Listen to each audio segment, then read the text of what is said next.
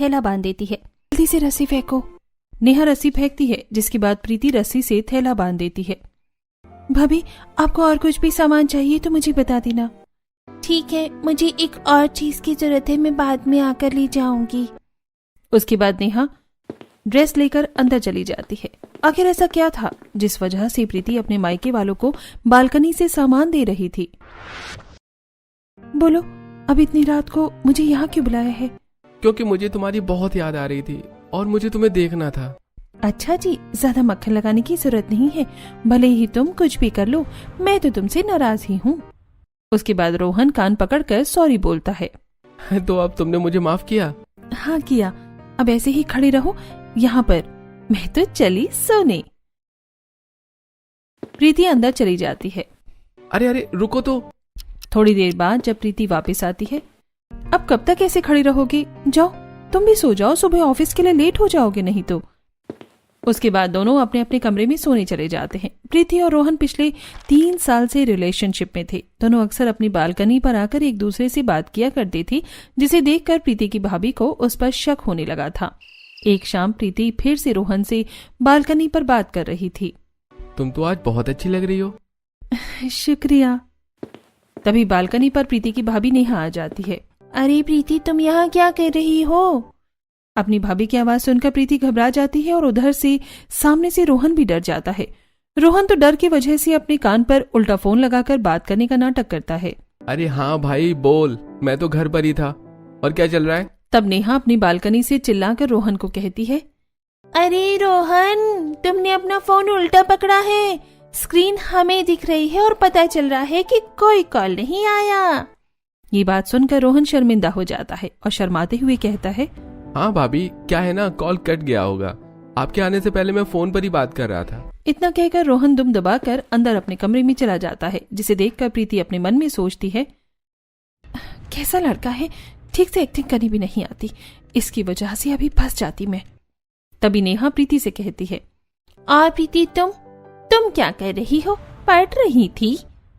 हाँ भाभी, अभी एग्जाम पास आने वाले हैं तो उसी की तैयारी कर रही हूँ। प्रीति की बात सुनकर नेहा हंसने लगती है और हंसते हुए कहती है, लगता है तुम्हें भी उल्टी किताबें पढ़ने का बहुत शौक है। प्रीति देखती है कि उसने भी किताब उल्टी पकड़ी हुई है। नहीं भाभी, ऐसा कुछ नहीं है।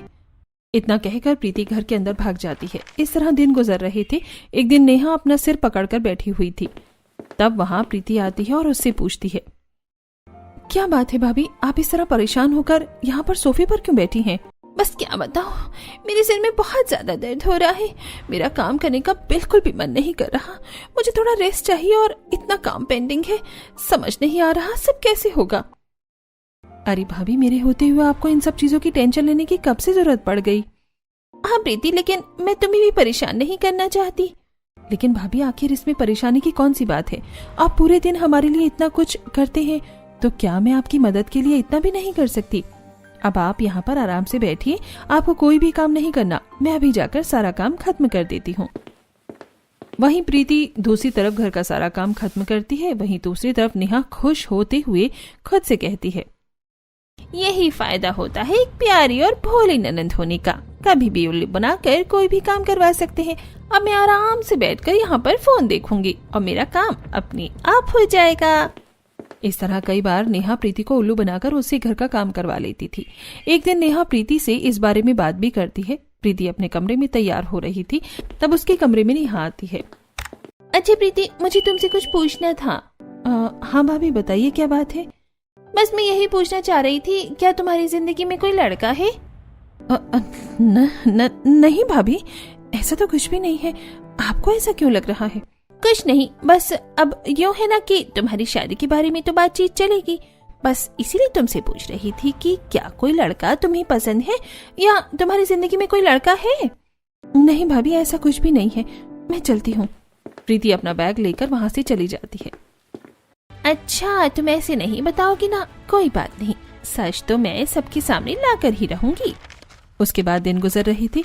वहीं दूसरी तरफ रोहन के घर में, अरे बेटा, ये देखिए लड़की की फोटो है, बता तुझे कैसी लगी? मुझे ठीक नहीं लगी। लेकिन तूने तो अभी तक लड़की की फोटो देखी भी नहीं है। एक बार लड़की की फोटो को नजर उठाकर देखा तक नहीं है और सीधा ही रिजेक्ट कर दिया। अभी मुझे शादी की कोई जल्दी नहीं है माँ। और कब करेगा शादी? बुढ़ापे में करेगा क्या? पता नहीं कब जाकर शादी करेगा, कब मुझे मेरी बहू का चेहरा देखने को मिलेगा, समझ में नहीं आता। बहू का चेहरा तो आप हमेशा देखती हो। क्या कहा तूने? अब कुछ भी तो नहीं कहा। उसके बाद वहीं दूसरी तरफ कुछ दिन बाद प्रीति के घर में सुनीता और नेहा प्रीति को एक लड़के की फोटो देते हैं। ये क्या है? तुम्हारे रिश्ते के लिए है, देखो अच्छा है ना लड़का। मम्मी मुझे अभी शादी नहीं करनी है, इस बारे में पहले भी हमारी बात हो चुकी है।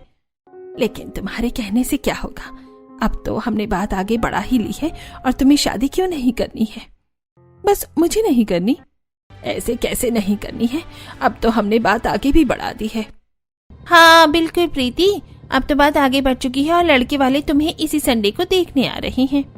उसके बाद ये सब सुनकर प्रीति को बहुत ज्यादा गुस्सा आ जाता है। मैं किसी से भी शादी नहीं करूंगी, मैंने एक बार ये कह दिया तो कह दिया। मुझसे बिना पूछे आप लोग ऐसा फैसला कैसे कर सकते हैं? देखो प्रीति, इन सब बातों में अब गुस्सा करके कोई फायदा नहीं है। मैंने तुमसे पहले ही पूछा था तुम्हें कोई लड़का पसंद है या नहीं। अब अगर तुम्हें पसंद नहीं है तो हमें ही तो तुम्हारे लिए ढूंढना होगा। तभी प्रीति को और गुस्सा आ जाता है और वो गुस्से में सब सच कह देती है। मैं एक लड़के को पसंद करती हूँ और मैं उसी से शादी करूंगी। लो जी मम्मी जी, हमारा तो काम हो गया, हमने तो सच निकलवा ही लिया। हाँ हमारा तो हो गया, पता नहीं किस लड़के की फोटो उठाकर ले आई थी। तुम चलो अब बताओ कौन है वो लड़का? वही रोहन है ना? यहाँ ये सब क्या चल रहा है? अरे बुद्धू, हमने तो तुम्हारे इस चक्कर के बारे में पहले से ही पता है। हम तो बस तुमसे तुम्हारा सच निकलवाने की कोशिश कर रहे थे, तुम्हें इतना शर्माने की जरूरत नहीं है। बिल्कुल, मैं इस बारे में तुम्हारे पापा से बात कर लूंगी, मुझे भी लड़का पसंद है। चलो फिर हम आगे बातचीत कर लेते हैं। उसके बाद दोनों के घर वाले आपस में बातचीत करते हैं। अब समझ आ रहा है कि हमारा बेटा शादी के लिए इतने टाइम से मान क्यों नहीं रहा था।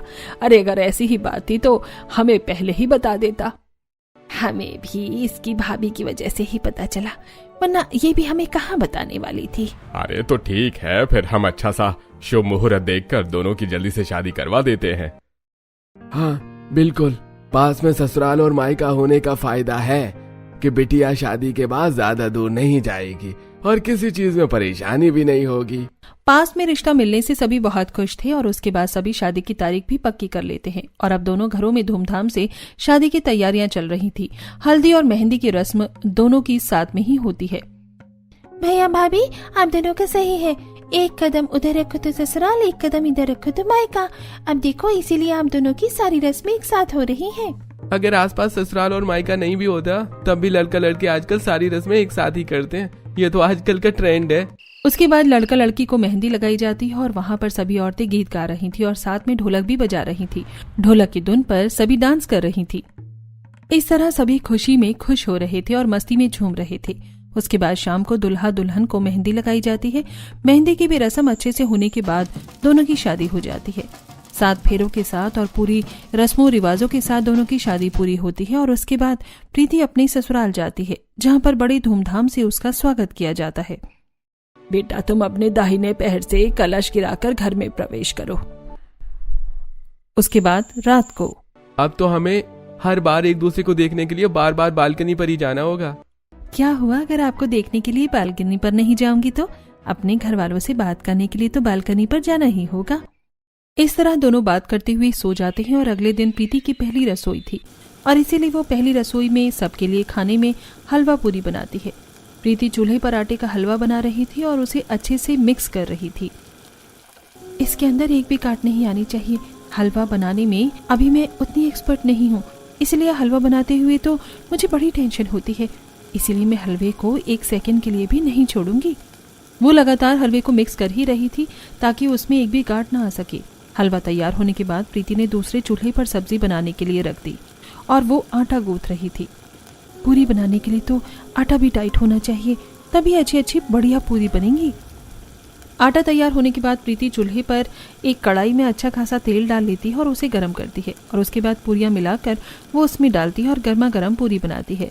खाना बनाने के बाद वो सबको खाना परोसती है और सबको खाना बहुत स्वादिष्ट लगता है। मानना पड़ेगा बहू, तुमने तो सच में बहुत ही स्वादिष्ट खाना बनाया है। हाँ भाभी, वाकई खाना बहुत स्वादिष्ट है। चलो बहू, अब से हमें बढ़िया बढ़िया पकवान बनाकर खिलाएगी। मेरी तो रसोई से छुट्टी हो गई। खाना खाने के बाद रमेश शांति प्रीति को पहली रसोई का नेक देते हैं।